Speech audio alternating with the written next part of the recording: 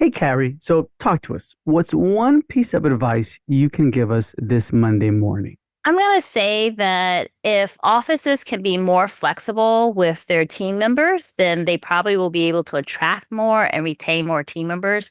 A lot of dentists complain about not being able to find a dental hygienist, Mm. where statistically speaking, most hygienists are women, even though it is a diverse field. So there are different genders in the field as well. However, that's just the fact of the matter. And most women are caregivers. They may have children they have to take care of or someone in the house that they have to take care of. So if they can actually make that schedule more flexible instead of just being straight 8 to 5 or 8 to whatever it is or whatever that time is, and actually maybe job share, then they actually will probably be able to fill that position that they've been trying to fill for a year or two.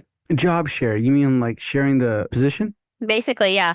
For example, I'm a mom. My child is 3. I have to drop him off to preschool and pick him up within a certain period of time, or I would have to pay for aftercare before care. And so there's many people in the same positions, and they would dream of having a schedule from 8 to 3, where somebody else would like to have a schedule where maybe they could work 12 to 5 or 7. So you would be able to have someone who could fill that initial bulk of time that you need. And then if you're trying to accommodate patients by having the office open to a later period of time, then there may be someone who is actually looking for that schedule. Okay, gotcha. So, can you share examples of flexible work arrangements that have resonated most with team members you've worked with or your team members? Online, I have a Facebook group about almost 10,000 people, but I'm in a lot of Facebook groups.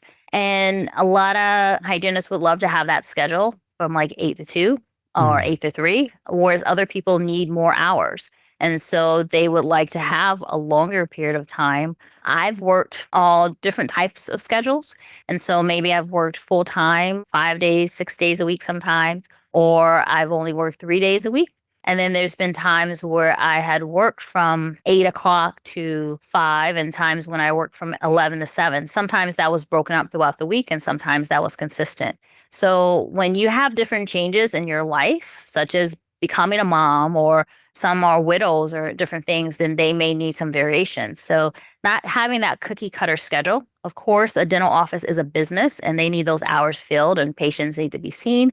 However, just finding something that works for everyone really has helped a number of hygienists that I've spoken with, and dentists have been happy that at least they have someone filling their chairs and they're not just having to continue to have temps or to not have patients being seen. They're not turning away patients because they have no one to see them. Gotcha. Sounds awesome. Why would a practice owner or someone be hesitant to do this? Probably because they just want someone to fill that time. So Mm. you would have to be open minded. And sometimes in dentistry, not all dental professionals are open minded. They want a certain person to fulfill that job. Or Hmm. sometimes it's a certain look or a certain gender. And so you would have to actually be open minded to be willing to have a schedule that isn't the normal schedule. And then also where sometimes they're afraid of other employees being upset.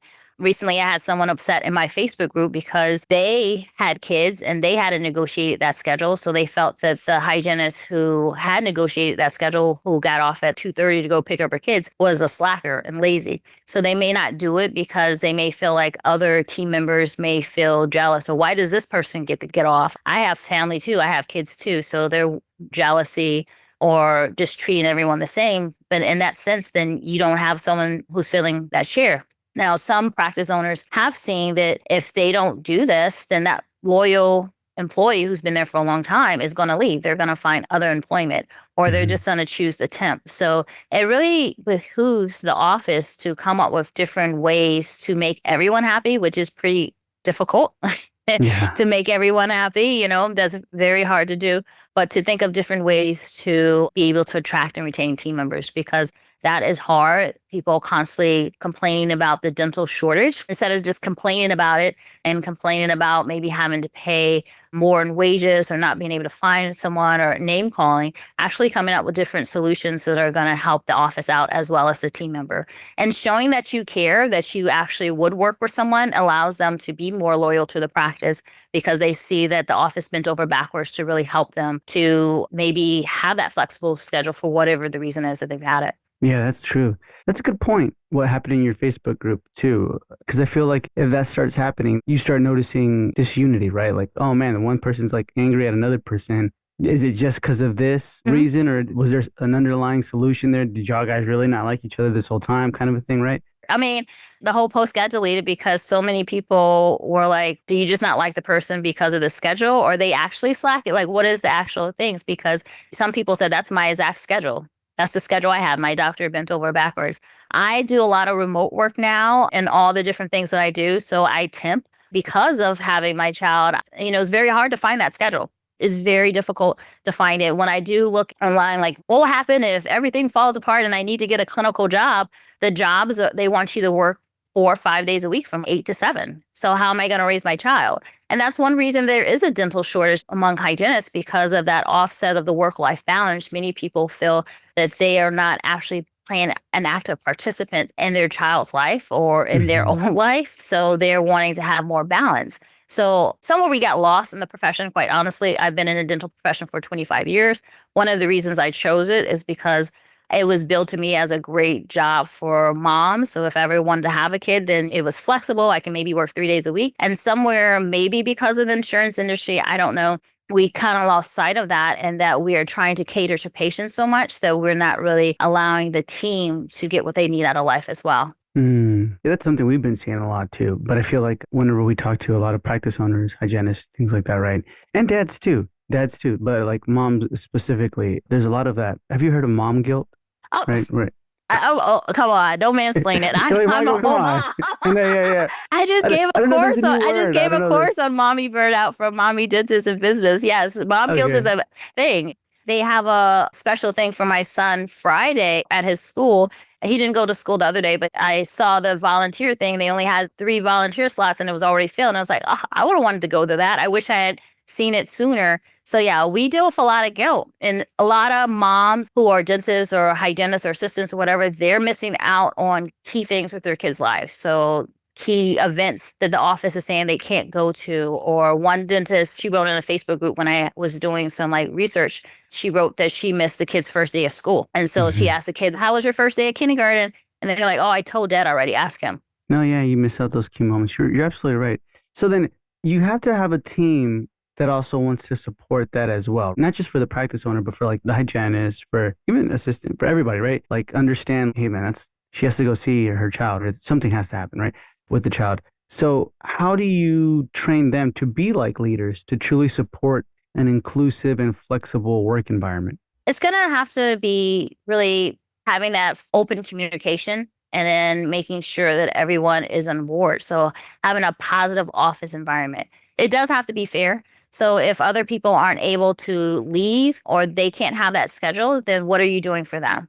So if they don't have kids, it's not fair that they never get to leave early sometimes too. So how are you allowing them to leave or allowing them to take PTO and things? So that's what's important, making sure that you're there for everyone. Because when I didn't have a child, sometimes I face like discrimination in a way at the Mm. office because maybe I didn't get to see a patient that was as productive. And if I'm being paid based on bonus structure, I was told, well, you have a husband. He's got a good job. I was like, what does that have to do with anything? Or I'm a single mom. So it has to be fair because that coin can go both ways. So you have to be able to understand how someone can feel that it's unfair that someone gets to leave every day.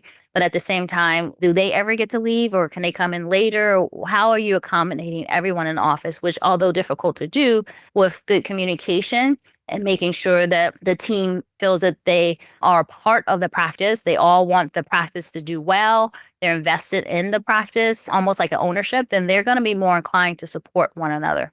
Okay, I like that. So then, how do you make sure, I guess, your diversity and flexibility policies are truly felt by the team and not just formalities? That takes time. So it Hmm. may be having someone like a coach or consultant come in and make sure that you're actually implementing those different policies. Because I'm sure we've all worked in places that said that everyone has that little federal guideline that they're supposed to acknowledge as far as we don't discriminate against Hmm. race or religion or everything like that. But I've been on plenty of interviews where it's not said, but you know. that Hmm. there's actually discrimination going on. So for that to actually not happen or for it to be a diverse environment, then they have to make sure that they're recognizing all the team members. So think about the holidays. So not just recognizing one particular religion's holidays, recognizing that other team members may celebrate different holidays. If the office has someone, let's say, who's a Muslim and they're dealing with Ramadan, then are you respecting that and what takes place during that time? Or Jewish or Christian, whatever. So making sure that you're respecting everyone and particular beliefs, making sure that you're giving people grace, just constantly learning about it. One thing that the office could do is to take continuing education courses together. And that way it's not just put all on one person and everyone's not awkward and everything. Ideally outside of the office, probably, unless you have someone who's training that to come in. You don't want it to be like the office situation with Michael Scott and how it like goes. I love that show, but how it goes contrary to the whole thing is like this Yeah. is the worst example. So actually making sure that everyone feels supported and included. I know even yesterday I saw on a Facebook post about is it okay for people to take the day off or a mental day and everything. And so Mm. sometimes people need to take a mental day. Sometimes what may be affecting one person isn't affecting the other person.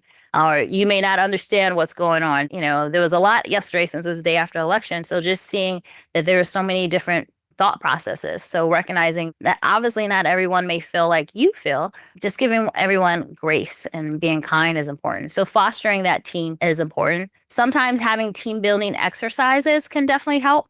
Going places as a team, conferences are the best, making sure that the office is supporting the team. If they're mandatory going somewhere, they should be paid so that you don't have people who are resenting this mandatory Hmm. event is important as well. Interesting. Okay. Yeah, when you were mentioning the example of different, make sure you acknowledge it. I thought of The Office too. Immediately, I was like, oh yeah, and Michael Scott. So that brings me to one of my last questions. Besides like the holidays and stuff like that, how do you celebrate different cultures while making everyone feel equally important? I guess bringing it up, but not bringing it up, I don't know. Is Mm. if it's done regularly, then it's not going to be cringe because we know it can be cringe around like certain months. It's Black History Month. It's like, so Yeah. why aren't we just doing it all the time? So why aren't we just celebrating everybody Hmm. all the time instead of waiting to a particular month and week and it's like, okay, we got that checked off and everything. We got Asian American month checked off. So it's Yeah. like stop just checking boxes and actually just living it. So regularly doing it. And one cliche way is to do potlucks, but I don't necessarily like potlucks. Yeah. Honestly, because you see on Instagram and TikTok, not everyone has the same standard. So one Yeah. way is to maybe go to different restaurants because, Yeah. the Board of Health has to come in and everything like that. But at least talking about the differences, the food and exploring, talking about differences and how ones grew up is a way that can be helpful, I think. Hmm. Talking about different culture. I've learned from different colleagues and talking about different languages, talking about different places that we visited. So just actually being open to having different conversations where we can talk about things that aren't going to be controversial, but just respecting one another. Because when we do that, then we can see things from other side of the coin or a different opinion or perspective. Awesome. I appreciate your time. And if anyone has further questions, you can definitely find her on the Dental Marketer Society Facebook group, or where can they reach out to you directly? Social media is really the easiest thing. So they can follow me on Instagram, kmc.smiles. My name, Kari Carter-Cherelus, is on LinkedIn, Facebook, all those different platforms. And then my email is cherelussmiles@gmail.com. And my link is bit.ly, Burnout Dental Hygienist. Nice. Okay. So that's going to be in the show notes below. And Kari, thank you so much for being with me on this Monday morning episode. Thank you for having me.